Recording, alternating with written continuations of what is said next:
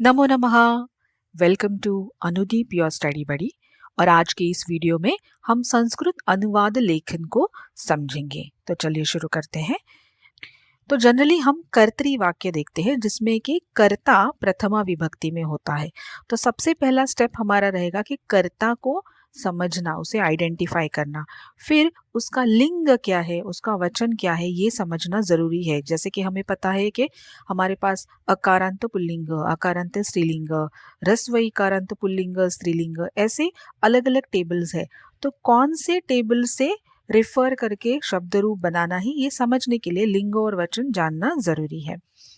एक बार हमें लिंग और वचन पता चल जाए तो उस कर्ता का आप शब्द रूप बना लीजिए प्रथमा विभक्ति में। अगर एक कर्ता है तो एक वचन, दो है तो द्विवचन, और दो से ज्यादा है तो बहुवचन।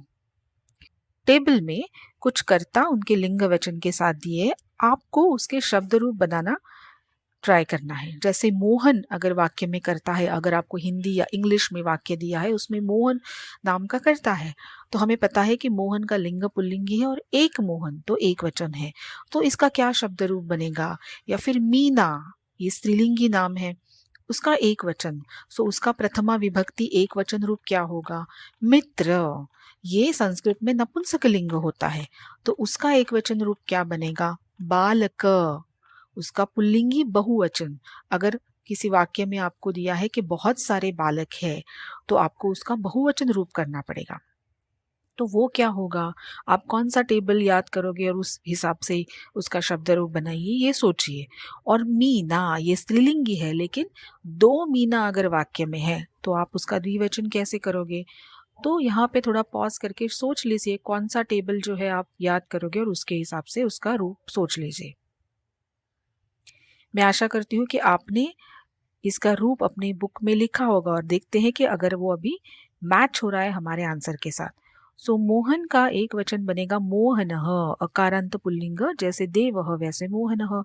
मीना का बनेगा एक वचन मीना, जैसे माला।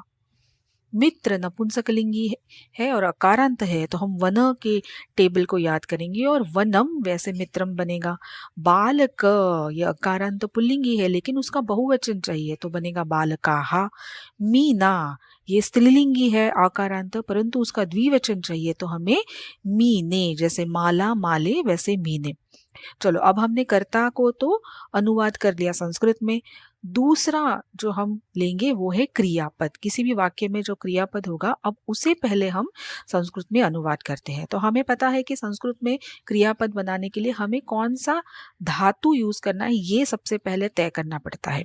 तो जो भी क्रिया आपके वाक्य में दी होगी, हिंदी में या इंग्लिश में या किसी भाषा में, उसमें क्या क्रिया बताई है, जैसे अगर खाने की क्रिया है तो खाद धातु, जाने की क्रिया है तो गम धातु, हाँ, भागने की क्रिया है तो धाव धातु। तो जो भी क्रिया दी है आपको ये याद करना है कि संस्कृत में इसके लिए कौन सा धातु है, तो पहले वो धातु आप आइडेंटिफाई कर लीजिए। फिर कौन से काल में वो वाक्य दिया है, कि ये सपोज जाने की क्रिया दी है तो वो जाने की क्रिया वर्तमान काल के लिए की है कि जा चुका या जा चुकी भूतकाल की है, जाने वाला है भविष्य काल है, या फिर विधिलिंग उसके लिए आएगा कि जाना चाहिए ऐसे बोला है वाक्य में, या फिर जाओ या प्लीज जाओ रिक्वेस्ट है तो फिर लोट लकार आएगा। तो ये पहले वाक्य को देख के समझ के आपको उसका काल समझना है, क्योंकि काल समझोगे तो हमने जो 5 लकार सीखे हैं उसमें से कौन सा लकार आपको अप्लाई करना है ये आप फिक्स कर दोगे। तो चलो, धातु तो फिक्स हो गया, फिर लकार आ गया। अब हमें कर्ता पता है, कर्ता से हमें उसका पुरुष और वचन पता है। तो कर्ता का पुरुष और वचन देख कर ही उस पुरुष और वचन के लिए हमने जो काल अभी फिक्स किया है उस काल के या लकार के टेबल में से प्रत्यय हम लेंगे। तो धातु लेंगे, उसका गणवीकरण ऐड करेंगे और कर्ता के पुरुष और वचन के अनुसार हम लकार के टेबल में से उस पुरुष और वचन के लिए जो प्रत्यय है वो धातु को ऐड करके हम हमारा फाइनल क्रियापद बना लेंगे। तो ये आपको याद रखना है, जैसे ये डायग्राम में भी दिखाया है कि धातु सबसे पहले रहेगा, फिर काल डिसाइड करेगा कौन सा लकार टेबल, और कर्ता पे एक नजर आपकी चाहिए क्योंकि कर्ता ही आपको पुरुष और वचन बताएगा, जिसे यूज करके आपको एग्जैक्ट जो प्रत्यय यूज करना है वो आप फाइनल करके क्रियापद बना पाओगे।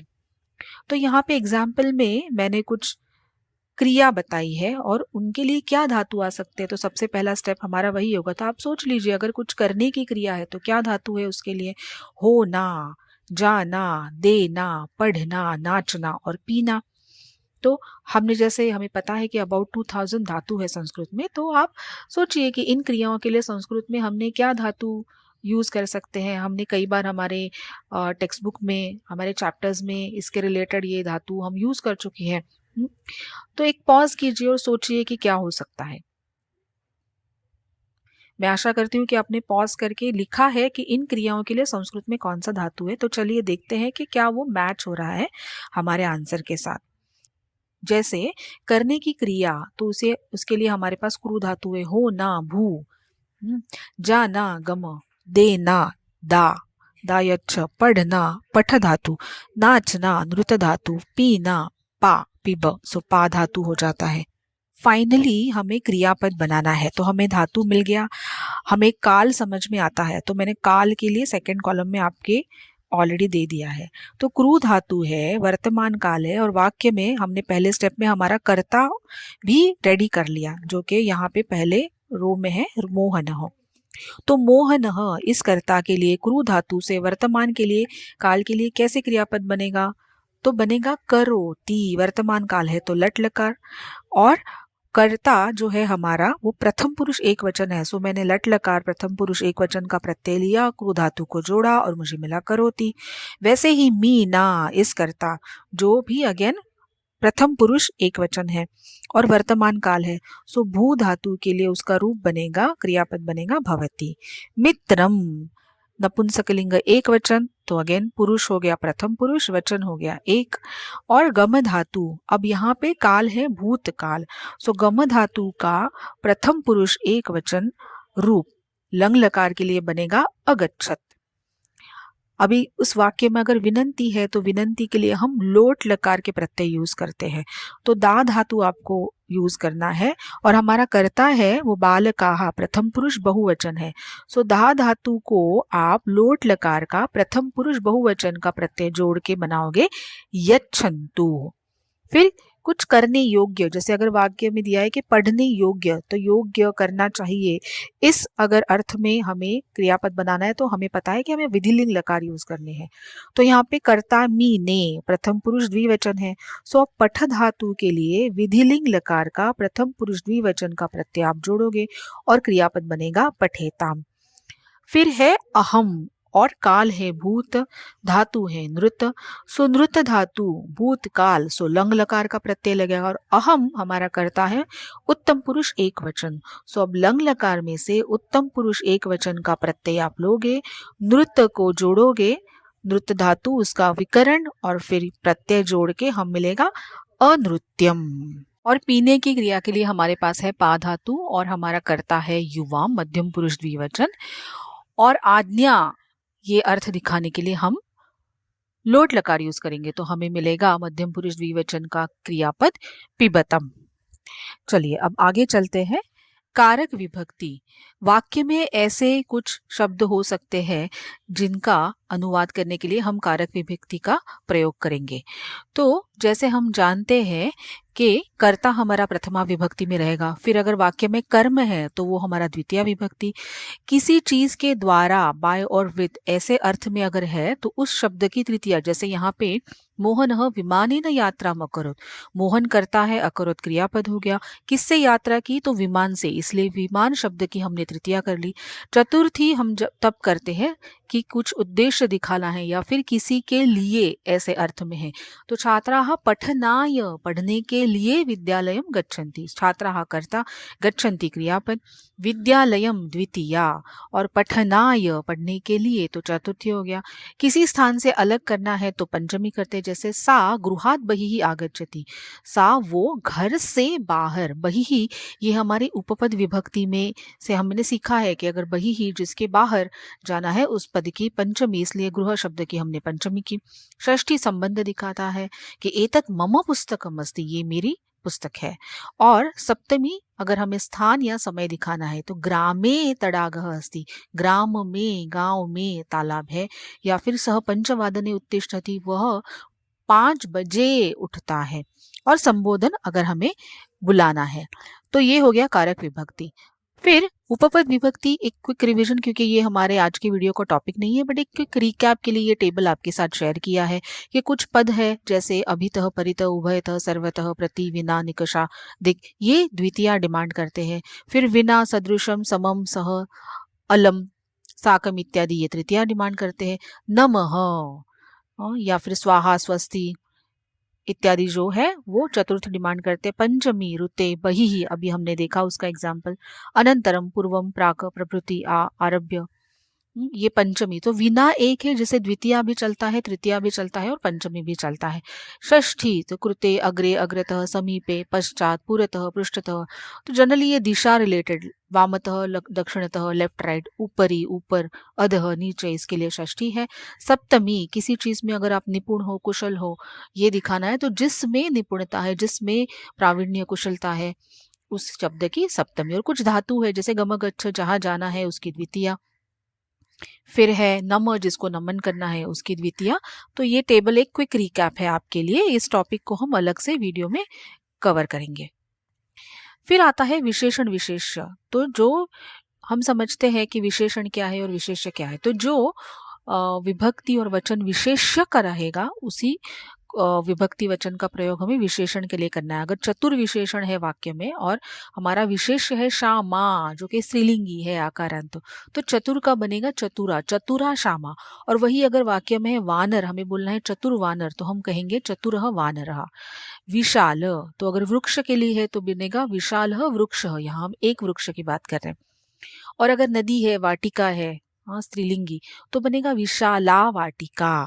फिर हम पता है कि नंबर 1 से 4 ये हमारे जेंडर स्पेसिफिक है, लिंग अनुसार है। तो अगर बालक के लिए है सो एकः बालकः, बालिका है सो एका बालिका, और नपुंसकलिंग है जैसे पत्रम तो बनेगा एकम पत्रम। फिर कुछ धातु से भी विशेषण बनते जैसे लिखित, सो लिखी हुई कविता या लिखा हुआ पत्र या लिखा हुआ पुस्तक, अगर ऐसे कुछ अर्थ में है तो वो बनेगा लिखितम पत्रम, लिखिता कविता, लिखितः पुस्तकः। तो हमने जो भी, अगर आप ऑब्जर्व करो, अलग अलग जो व्याकरण के विषय पढ़े हैं, जैसे लकार है, कारक विभक्ति है, उपपद विभक्ति है, विशेषण विशेष्य, इन सब का अल्टीमेटली आप प्रयोग यहाँ पे करोगे जब आपको अनुवाद करना है। तो यहाँ पे कुछ एग्जाम्पल दिए, जैसे कुछ पाठ लिए, जैसे बालक का, तो हमें पता है का की के आता है तो षष्ठी है, तो उसका संस्कृत में अनुवाद हो जाएगा बालकस्य। पिता के द्वारा, बाय और वित आ गया, सो तृतीया करेंगे पित्रा। मोहन के लिए तो होगा चतुर्थी मोहनाय। घर में स्थान दिखा रहा है तो सप्तमी गृहे। पेड़ों पर, बहुत सारे पेड़ और उनके ऊपर, तो सप्तमी बहुवचन वृक्षेषु। छात्र द्वारा, बाय और वित, तो तृतीया, और एक छात्र है तो तृतीया एक वचन छात्रेण। मेरी पुस्तक, तो मेरी, तो ये आ गया षष्ठी यहाँ पे। मम पुस्तकम, यह छात्रा, सो यह तो एतत् सर्वनाम, और छात्रा ये स्त्रीलिंगी इसलिए आएगा एषा छात्रा। वह दो बालक, तो वह और दो बालक, तो बालक का द्विवचन बनेगा बालकौ, और वह तो तत्सर्वनाम पुल्लिंगी का द्वितीया, प्रथमा विभक्ति द्वितीया होगा तौ, तो तौ बालकौ। और फाइनली इस चित्र में, तो उसका होगा चित्र में, तो सप्तमी है तो चित्रे। अब इसके लिए आप कर सकते हो एतत् सर्वनाम का सप्तमी एक वचन, जो कि एतस्मिन या फिर अस्मिन, अस्मिन चित्रे। अब हम कुछ एग्जाम्पल देखते हैं पूर्ण वाक्य। तो मैंने 10 वाक्य दिए, उसमें से पहले 3 का अनुवाद मैंने दिया है, बाकी के 7 आपको खुद से ही ट्राई करने, ये आपका आज का स्वाध्याय है। तो पहला वाक्य, मैं पढ़ता हूँ या पढ़ती हूँ, तो करता है अहम। पढ़ती हूँ या पढ़ता हूँ तो उत्तम पुरुष एक वचन, सो बनेगा पठामी। तुम्हारा नाम क्या है, तो तव, तुम्हारा षष्ठी एक वचन। नाम किम, तो अस्ति आप लिख सकते हो, नहीं लिखा तो भी चलेगा। यह मेरा बैग है, एषः मम स्यूतः अस्ति। तो थोड़ा थोड़ा अब आप समझ गए होंगे कैसे स्टेप बाय स्टेप अनुवाद करना है। तो बाकी सारे जो है उनका आप अनुवाद ट्राई कीजिए। अभी एक पॉज करिएगा और आप खुद से ही अपनी नोटबुक में इसके उत्तर लिखने का प्रयास जरूर कीजिएगा। और अंत में हमने इसके आंसर दिए, तो आप मैच करके देखिएगा कि अगर ये मैच होता है। तो मैं आशा करती हूँ कि अब ये अनुवाद का जो विषय है, इसको स्टेप बाय स्टेप कैसे अप्रोच करना है, ये आपको समझ में आ गया। इसमें से जो कुछ टॉपिक है, लकार है या कारक विभक्ति है, अगर आपको अभी भी क्लियर नहीं है तो हमारे चैनल पे इसके वीडियोस है, उसको जाके आप ज़रूर से देखिएगा। तो आज की इस वीडियो में यहीं पे रुकते हैं। धन्यवाद।